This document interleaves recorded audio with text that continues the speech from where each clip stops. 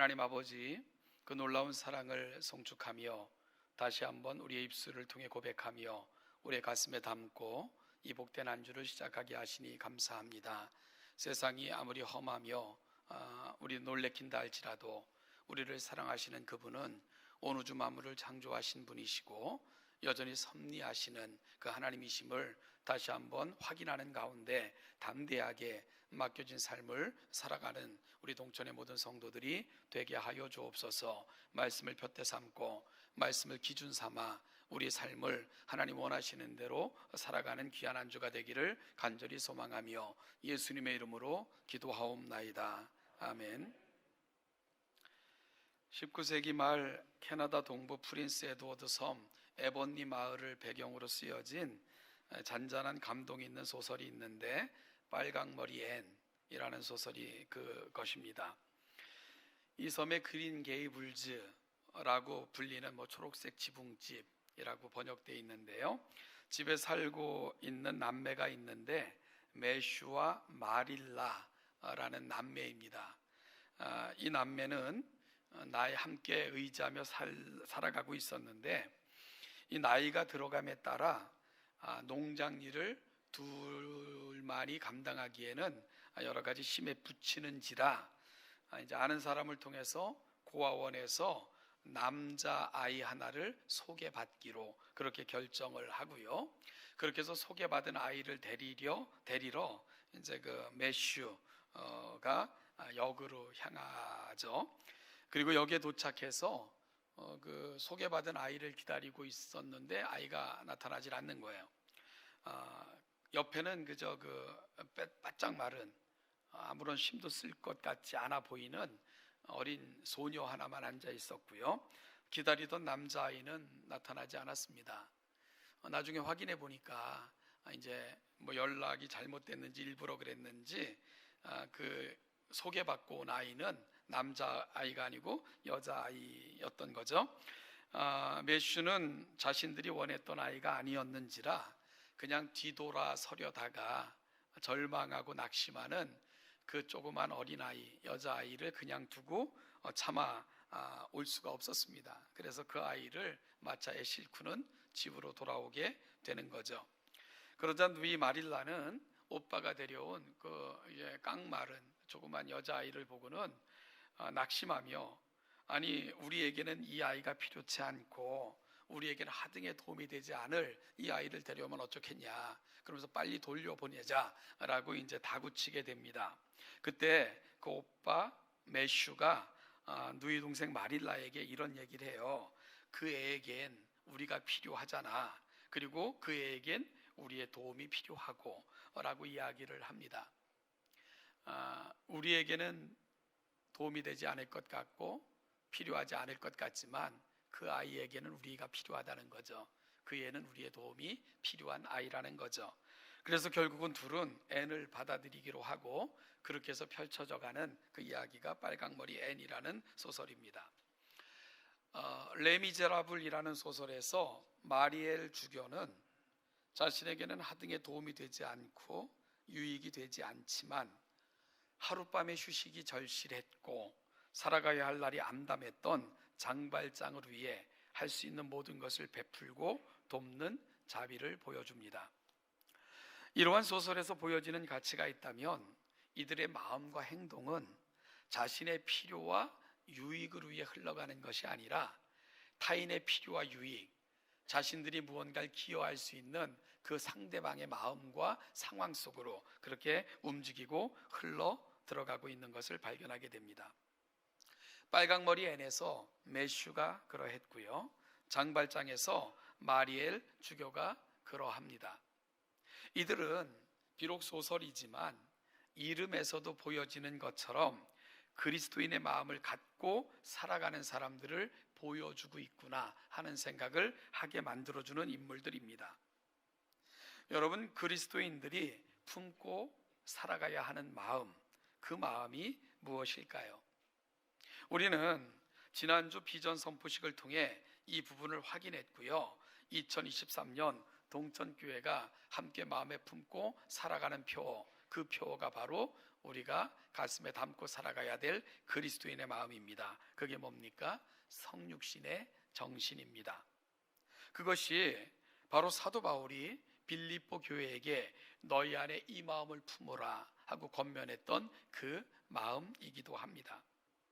여러분, 우리는 성육신의 정신을 낮아짐과 섬김과 희생이다 라고 정의를 했습니다. 이것이 품어야 할 그리스도인들의 마음이고요, 성육신을 통해 분명하게 드러난 하나님의 일하심의 원리이기도 합니다. 성부와 성자와 성령 삼위로 존재하시는 하나님은 서로가 서로에게 낮아지시고 서로가 서로를 섬기시고 서로가 서로를 위해 희생하심으로 온전히 하나가 되셔서 일하십니다. 이 모든 존재하심과 일하심의 원리를 담아 고백하는 그런 용어가 바로 삼위일체가 되는 거죠. 그리고 이 모든 것을 가장 완벽하게 보여준 사건이 바로 성육신, 즉 하나님께서 온전한 인간이 되셔서 육신을 입고 이 땅에 오신 사건입니다. 저는 우리 동천교회가 2023년 함께 정하여 선포한 이 표어를 잊지 않고 가슴에 담고 살아 정말 늘 묵상하는 가운데 하나님께 한 걸음 한 걸음 조금 더 가까이 나아가는, 조금 더 신앙의 성숙함을 향해 지향하고 나아가는 그런 복된 한 해가 2023년 우리 해가 되기를 간절히 소망합니다. 오늘 본문은 결혼 전에 약혼 여인 마리아가 임신한 것을 알고 고뇌하는 요셉에게 하나님께서 주의 사자를 통해 잉태된 아이는 성령으로 된 것이며 장차 태어날 아이를 임마누엘이라 부를 것이다 하고 지시하는 장면이 오늘 함께 읽은 본문입니다. 이는 일찍이 이사야 선지자를 통해 되어졌던 예언의 성취임을 마태는 확인해 주고 있고요, 그리고 임마누엘의 뜻을 설명하기를 하나님이 우리와 함께 하시다, 하나님이 우리와 함께 계시다라는 뜻임을 마태는 설명해 주고 있는 것을 보게 됩니다. 여러분, 임마누엘, 하나님이 우리와 함께 계시다, 이 말을 다시 말하면 하나님께서 우리와 함께 하시기 위해 찾아오셨다라는 뜻입니다. 하나님이 우리와 함께 하시기 위해 찾아오셨다. 즉 임마누엘의 진정한 의미는 바로 찾아오심입니다. 우리 안에 거하시기 위해, 우리와 함께 하시기 위해 찾아오심, 그것이 바로 임마누엘의 본진적 의미이며 성육신의 진정한 의미가 되는 것입니다. 여러분, 이를 위해 예수님께서 하신 것이 무엇입니까? 지난주에 비전 선포식을 통해 확인한 것처럼 예수님은 하늘 보좌를 버리시고 하나님의 충만한 것을 스스로 포기하셨습니다. 종의 형체를 가져 인간이 되셨고요, 죄인들을 위해 죽기까지 낮아지셨습니다. 심지어 지옥에 내려가실 정도로 예수님은 가장 낮은 곳까지 내려가셨습니다. 이것이 임마누엘, 즉 우리 곁에 찾아오셔서 우리와 함께 하시기 위해 예수님이 하신 것들입니다. 여러분, 성경에서 끊임없이 보여주고 있는 하나님은 바로 이 찾아오시는 하나님이십니다. 그리고 이것이 기독교 신앙이 다른 신앙 체계와의 관계 속에서 갖고 있는 차별성이고 또한 독특함이기도 합니다. 저는 고향이 강화입니다. 지금은 강화를 섬이라 부르기엔 좀 어색한 곳이 되었지만 제가 어릴 때만 해도요, 다리도 없었고 배로 사람과 이렇게 차를 이렇게 실어 나르는 그런 곳이었습니다. 섬이다 보니까 또 바다가 주요 생계수단인 사람들도 많았고요, 그러다 보니까 그곳에는 미신이 성행했습니다. 참 많은 미신행위들을 직접 보면서 저도 자라났는데요, 굿하는 과정부터 시작해가지고 또 바닷가에 나가면 성황당이 있었고 그런 모습들을 보며 살았습니다. 그러면서 이 많은 미신행위들을 보면서요, 저는 그런 생각이 들었던 것 같아요. 야, 신이라는 존재들은 참 무서운 존재들이구나, 이런 생각을 암암리했던 것 같고요. 그래서 성황당이 있는 옆을 지나갈 때는 얼마나 무서웠는지 몰라요, 어린 나이에. 그래서 혹시라도 신들이 분노할까봐 사람들은 신을 달래는 행위들을 끊임없이 하고 있었고요. 제 고향에서도 추러 시기가 되면 배가 나가기 전에 늘 제사를 지내는 장면 흔히 볼 수 있었고요. 그래서 인간들은 신에게 끊임없이 빌었고, 그리고 신과 인간을 중재한다고 하는 자들은 끊임없이 정성이 부족하다고, 늘 정성이 부족하대요. 그러면서 정성을 채우라고 요구를 했습니다. 나중에 알고 보니까 정성은 돈으로 채워지는 걸 저는 나이가 들어서야 알게 됐지만요. 여러분, 죽은 자들조차도 마음대로 소위 저승이라고 부르는 곳으로 갈 수가 없었습니다. 그래서 대부분의 이 묘지가 선산에서 이렇게 진행들이 됐는데, 사실 집에서 선산까지는 그렇게 거리가 멀지들 않아요.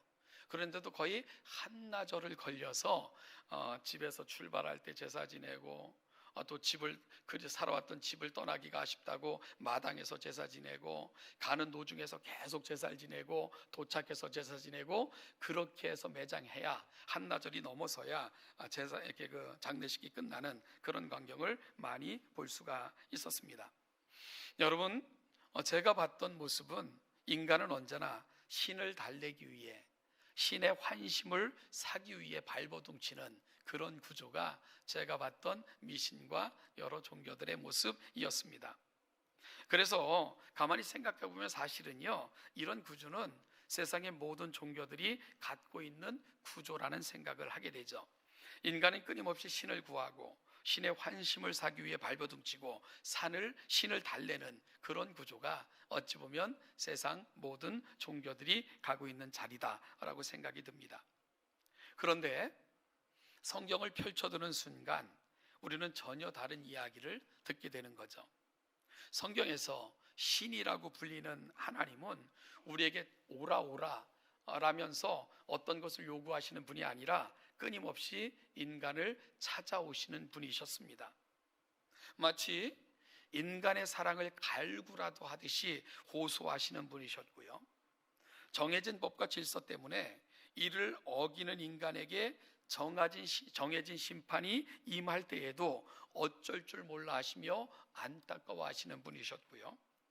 예정된 심판 앞에서도 끊임없이 돌이키시고자 애쓰셨던 모습, 바로 성경에서 우리가 만나는 하나님은 그런 분이셨습니다.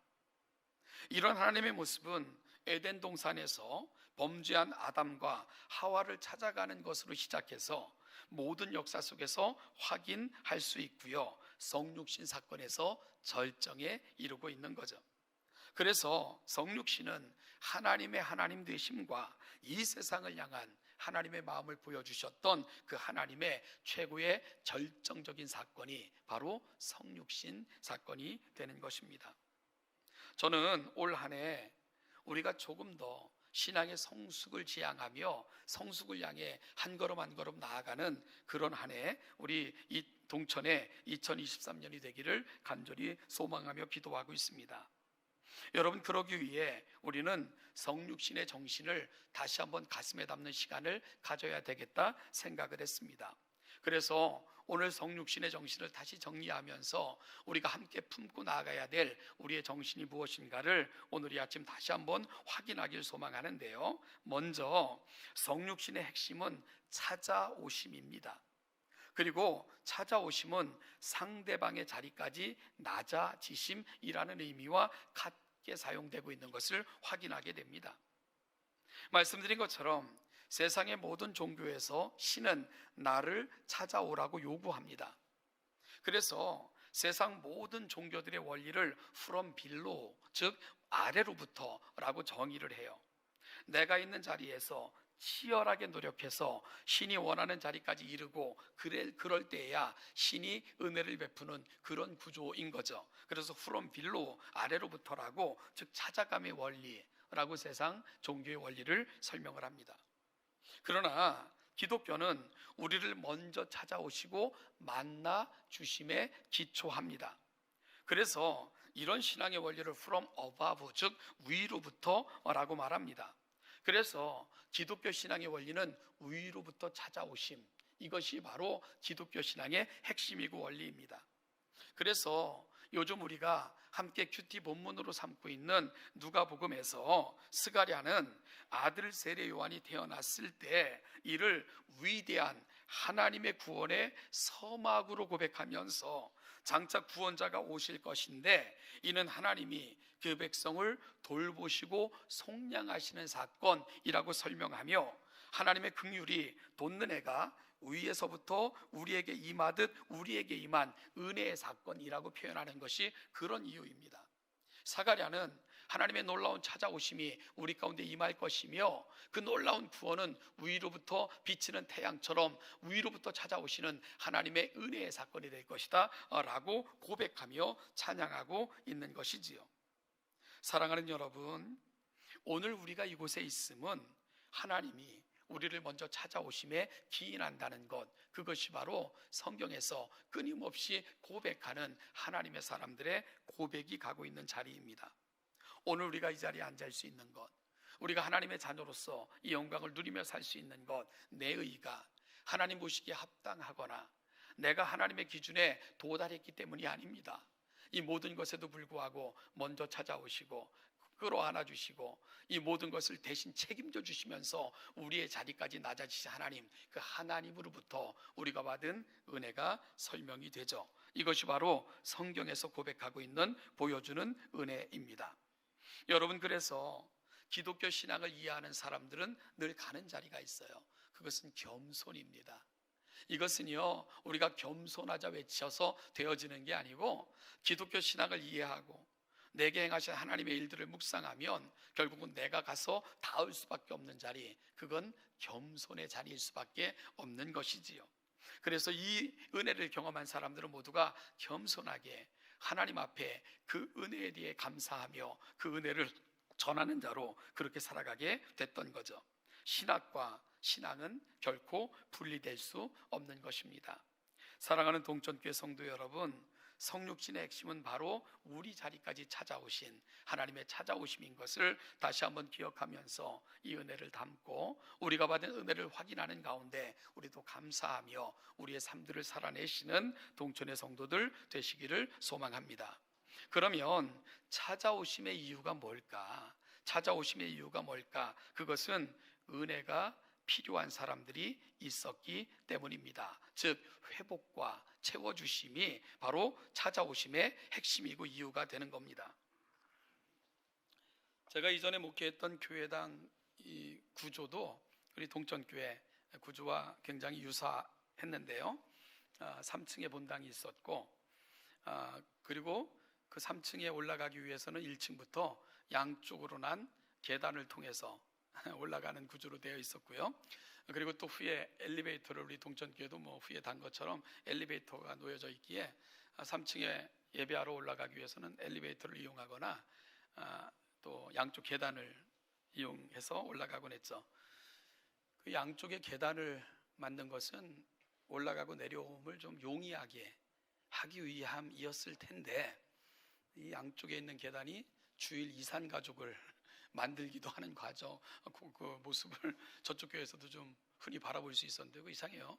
부부가 교회까지 같이 와서는 양쪽으로 갈라져 올라가서 양쪽에 갈라져서 예배하고 다시 양쪽 계단으로 내려가서 밑에서 만나서 다시 돌아가고 이런 이상한 일들이 벌어지고 있는데 그럴 필요 없는데 왜 그런지 잘 모르겠습니다. 그래서 유독 한쪽 통로는 여자분들이 많이 이용하시고 한쪽 통로는 남자분들이 많이 이용하시고 그런 특별한 현상들도 보이고 있는데요.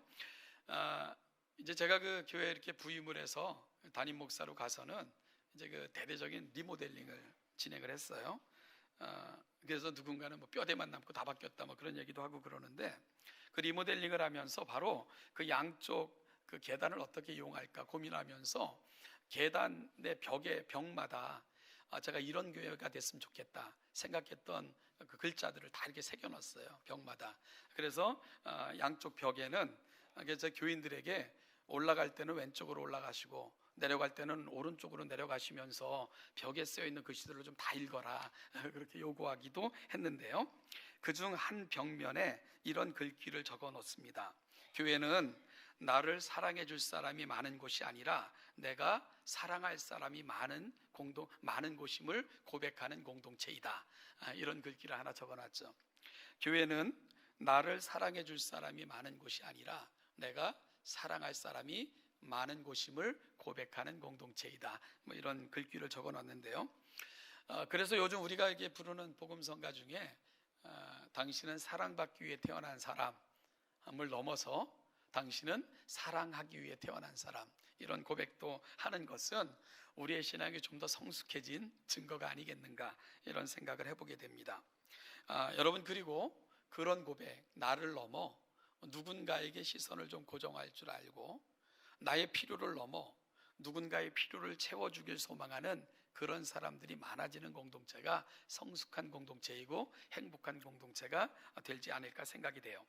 어느 시인의 고백처럼 너를 위하여 나 살거니 소중한 건 무엇이나 너에게 주마 이미 준 것은 잊어버리고 못다 준 사랑만을 기억하리라. 왜 사람들이 불평일까요? 늘 내가 받은 것이 부족하다고 생각하기 때문 아니겠습니까? 그래서 거래는 늘 만족스럽지 않아요. 내가 너에게 베푼 것보다 너에게서 내게로 오는 건 늘 부족하다고, 거래는 늘 그런 방식으로 진행이 되기 때문에 그렇습니다. 그런데 이미 준 것은 잊어버리고 못다 준 사랑만을 기억하리라 라고 고백하는 사람들, 정말 교회는 나를 사랑해 줄 사람이 많은 곳이라기보다는 내가 사랑해야 될 사람들이 많은 곳이구나 라고 고백하는 사람들이 많아질 때 그 교회는 사랑의 본질을 회복해가는 공동체가 될 것이고요, 그런 교회는 행복한 공동체가 되지 않을까, 그런 생각이 듭니다. 여러분, 우리 사랑하는 공동체가 그렇게 세워지기를 간절히 소원합니다. 주님의 사역은 찾아가심의 사역이었습니다. 그런데 왜 찾아가셨는가? 필요가 있는 사람들이 그곳에 있었기 때문이죠. 요한복음 4장 3절 4절을 보면 유대를 떠나사 다시 갈릴리로 가실새 사마리아를 통과해야 하겠는지라 라는 구절이 있습니다. 통과해야 하겠는지라. 여러분, 그렇게 하시겠다는 강력한 의지를 담고 있는 표현입니다. 당시 유대인들은 사마리아 지역을 통과하지 않았거든요. 갈릴리 지역 북쪽에서 예루살렘 남쪽으로 내려올 때나 예루살렘 지역에서 북쪽 갈릴리 지역으로 여행할 때도 그들은 사마리아 지역을 될 수 있으면 통행하지 않았습니다. 왜냐하면 그들은 사마리아 지역은요, 저주받은 그리고 범죄한 자들이 우글거리는 지역이라 생각했기 때문이에요. 그래서 북쪽에서 남쪽으로 오든 남쪽에서 북쪽으로 가든 트랜스 요단강을 건너갔다 돌아오는 그런 방식으로 돌아서라도 그렇게 갔고요, 아니면은 해변길을 통해서 그렇게 돌아다녔던 것이 당시 유대인들의 모습이었습니다. 그런데 예수님께서는 일부러 사마리아 지역을 통과하기로 결심하셨다라고 요한은 예수님께서 하셨던 일을 표현하고 있는 거죠. 여러분, 왜 그렇게 하셨다고요? 그곳에는 주님께서 만나야 할 사람들이 있었기 때문입니다. 바로 우물가에서 만났던 여인이고요, 그리고 또한 마치 요나를 니느웨로 보내시면서 그 성에는 좌우를 분별치 못하는 자들이 20여만 명인데 내가 어찌 그들을 외면하겠냐 말씀하셨던 것처럼 정말로 소외되고 슬픔과 아픔을 담고 살아가는 사람들, 사마리아 사람들, 그들이 주님을 만나야 됐기에 주님은 그 땅을 일부러 통과하셨던 것입니다.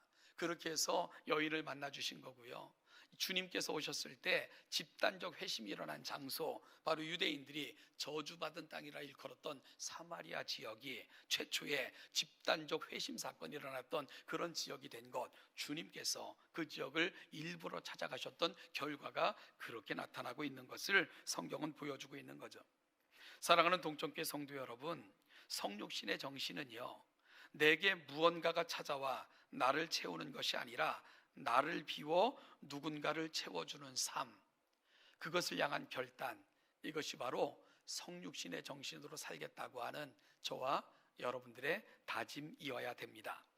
나의 도움을 찾아 헤매는 삶이 아니라 나의 도움이 필요한 자들에게 조금이라도 더 다가갈 줄 알고 그걸 소망하며 사는 삶, 이것이 바로 성육신의 정신을 제대로 이해한 사람들이 가고 있는 자리입니다. 은혜가 필요한 자들에게 찾아가셨는데 심지어 우리를 하나님께로 세워주시기 위해 지옥에까지 낮아지신 예수 그리스도, 바로 그것이 성육신의 정신임을 다시 한번 확인하는 가운데 오늘 내가 가야 될 자리, 내가 발걸음을 옮겨야 될 나의 삶의 자리는 어디일까 다시 한번 묵상하며 성숙을 향한 발걸음을 떼시는 저와 여러분들이 될 수 있기를 간절히 소원합니다. 마지막으로 찾아오심의 결과는 무엇일까? 즉 성육신의 결과가 무엇일까? 그것은 구원과 회복입니다. 주님이 이 땅에 육신을 입고 오셔서 자신을 십자가에 내어주시기까지 하신 사랑 안에서 세상은 진정한 구원과 회복을 경험할 수 있게 됐고요. 그 구원과 회복을 경험한 결과가 바로 평강을 경험하며 살아가는 삶으로 나타나게 된 것이지요. 그래서 사가랴는 장차 이 땅에 오셔서 행하실 예수 안에서 되어질 일을 성령의 감동하심을 받아 이렇게 노래했습니다. 이는 우리 하나님의 긍휼로 인함이라. 이로써 돋는 해가 위로부터 우리에게 임하여 어둠과 죽음의 그늘에 앉은 자에게 비치고 우리 발을 평강의 길로 인도하시리로다. 예수님이 오셔서 행하실 일을 이와 같이 자신의 아들이 태어났을 때 예언하여 찬양하고 있는 사가랴의 찬송을 우리는 듣게 되는 거죠. 예수님의 오심으로 어둠과 죽음의 그늘에 앉은 자에게는 속량의 은혜가 부어지게 되고요. 이로 인하여 세상은 진정한 평강을 경험하게 될 것이다 라고 사가랴는 기대하며 예수님의 탄생을 미리 노래하며 송축하고 있는 것을 보게 되는 겁니다. 여러분, 기독교 용어에서 참 어려운 말인데, 그리고 우리는 그럼에도 너무 자주 쓰는 그런 용어가 하나 있어요. 속량이라는 단어입니다. 여러분, 어떤 뜻입니까? 이 속량이라는 말은 사실은 경제 용어이고 어떤 거래에서 많이 사용되는 그런 용어입니다. 속량이라는 말은 값을 지불하고 사다, 이런 뜻을 가지고 있는 말이 속량이라는 말이거든요. 예를 들면 포로나 노예는 누구에게 얽매인 사람들 아닙니까? 그들에게 자유를 주고 싶어요. 그럼 어떻게 해야 됩니까? 그 포로나 노예를 소유하고 있는 사람에게 정당한 대가를 지불하고 그들을 풀어줘야지만 그들이 진정한 자유를 경험하게 되는 거죠. 그래서 이 누구에게 속해 있었던 포로나 아니면 노예를 자유케 하기 위해 그 주인에게 대가를 지불할 때 이때 지불하는 돈, 그러므로 말미암아 되어진 결과를 속량이라고 부르고 있는 거예요. 그래서 이 속량이라는 말과 대속, 구속이라는 말은 같은 의미입니다.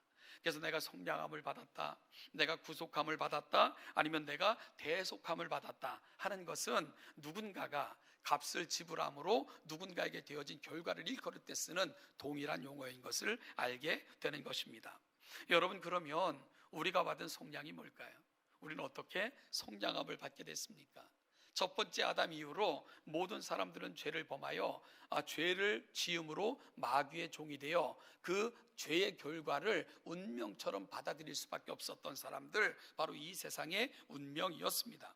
그런데 둘째 아담으로 오신 예수 그리스도께서 온 인류의 죄를 사하시기 위해 십자가 위에 자신의 모든 것을 내어주신 것입니다. 여러분, 그런데요, 이 속량은 한 사람이 한 사람으로 위해서 값을 지불함으로 되어질 수 있는 그런 속량이 아니었죠. 왜냐하면 이 속량의 개념 속에는 모든 인류가 포함되어져 있기 때문입니다. 그래서 모든 인류가 속량 받을 만한 대가를 지불해야 됐던 거죠. 그 대가가 뭡니까? 바로 하나님 되심을 포기하신 것입니다. 하나님의 충만하심을 스스로 포기하신 것입니다. 그리고 하나님을 이 땅에 대속의 제물로 내어주시는 방식으로 세상의 속죄를 완성하신 거죠. 그래서 저와 여러분들은 이 은혜를 받아 오늘 여기 이 자리에 이 영광스러운 정말 평화를 누리는 자유로운 신분으로 오늘 이 자리에 앉아 있을 수 있게 된 것입니다. 이것이 바로 예수님께서 성육신하셔서 이 땅에 오심으로 말미암아 우리가 누리게 된 결과인 것을 성경은 말씀해주고 있는 거죠. 우리는 설교를 시작하면서 빨강머리 앤과 장발장의 이야기를 나누었습니다. 여러분, 앤과 장발장에게 정말 그 주어진 은혜, 그것은 그들에게 이유가 있었기 때문이 아닙니다. 이 은혜를 누릴 만한 특별한 것이 그들의 노력과 행위 속에서 나타났기 때문 아닙니다. 가슴으로 보듬어 주었던 이들, 먼저 다가가 손을 내밀어 줬던 사람들, 내가 필요하진 않지만 그들이 필요하다 느꼈기에 그들의 가슴으로 다가갔던 사람들, 그들로 말미암아 앤과 장발장은 속죄의 그늘에서 벗어나서 진정한 속량, 자유함을 누리게 됐던 것입니다. 여러분, 따라서 성육신의 정신으로 산다는 것, 그것은요, 우리가 받은 은혜를 흘려보내는 그런 삶을 사는 것을 말합니다. 왜 이런 삶이 필요할까요? 왜 우리가 이런 삶을 결심해야 될까요? 세상에는 여전히 수없이 많은 앤과 장발장과 같은 사람들이 있기 때문입니다. 그래서 메시와 같은 사람들, 그런가 하면 주교와 같은 그런 사람들이 여전히 세상은 필요한 거고, 그러기에 하나님은 저와 여러분들을 세상에 그 구원을 위해, 세상의 속량을 위해 교회로 부르셔서 이 자리에 앉혀 놓으신 것입니다. 그것이 바로 교회가 갖고 있는 이 시대의 사명이어야 됩니다. 도움이 필요한 이들에게 먼저 찾아가 주는 삶, 손 내밀어 그들을 감싸주는 것, 그것이 바로 성육신의 정신으로 살아가는 사람들이고, 우리 한번 그렇게 살아보자고 2023년 동천교회는 성육신의 정신으로 라는 표현을 정하게 된 것입니다. 여러분, 주님께서 이렇게 말씀하셨습니다. 내가 주와 또는 선생이 되어 너희 발을 씻었으니 너희도 서로 발을 씻어주는 것이 옳으니라. 내가 너희에게 행한 것 같이 너희도 행하게 하려 하여 본을 보였노라. 예수님은 저와 여러분들에게 누구십니까? 그분은 예수 그리스도, 우리의 구원자이십니다. 그리고 그분은 또한 우리의 선생이기를 원하십니다. 그래서 예수님께서는 내가 주와 선생이 되어 너희에게 모범을 보였다라고 말씀하시는 거예요. 그분은 어떻게 우리의 주님이 되셨습니까? 하나님 되심을 포기하시고 모든 충만하신 것을 비워내심으로 우리를 충만케 하심으로 우리의 주님이 되셨습니다. 여러분, 그렇다면 예수님을 주님으로 섬긴다면 그 다음 우리가 가야 될 자리가 뭘까요? 그분이 우리 삶의 선생이 되게 하는 것입니다. 그분의 시선이 어디에 있는지, 그분이 뭘 기대하시는지, 우리를 향한 소망이 무엇인지를 담아내고 그분처럼 살기를 위해 힘쓰고 애쓰는 것, 그것이 마땅히 저와 여러분들이 가야 될 자리일 것입니다. 성육신의 정신, 2023년 주님 닮기 위해 우리의 발걸음을 한 걸음 한 걸음 떼어보는 복되고 귀한 한 해 저와 여러분들의 2023년이 되시기를 주님의 이름으로 축복합니다. 기도하겠습니다. 하나님 아버지, 우리를 이 영광스러운 자리로 앉혀놓으신 그 놀라운 은혜 앞에 감사를 드립니다. 이를 위해 하늘 보자 버리시고 모든 충만하신 것을 포기하시면서까지 가장 낮은 곳까지 오셨던 예수님, 그분으로 말미암아 내가 누리는 이 엄청난 영광에 이른 것을 고백합니다. 하나님, 이 은혜를 받아 우리가 교회로 부름받아 싸우니 이 은혜가 필요한 자들에게 다가가고 보여주고 선포하는 정말로 예수님 닮은 삶을 실천하며 그렇게 세상 속에서는 우리 동천의 귀한 성도들이 되게 하여 주시옵소서. 2023년 이 소망을 안고 나아갈 때에 성령께서 도와주시고 인도하시며 함께하여 주옵소서. 예수님 거룩하신 이름으로 감사하며 기도하옵나이다. 아멘.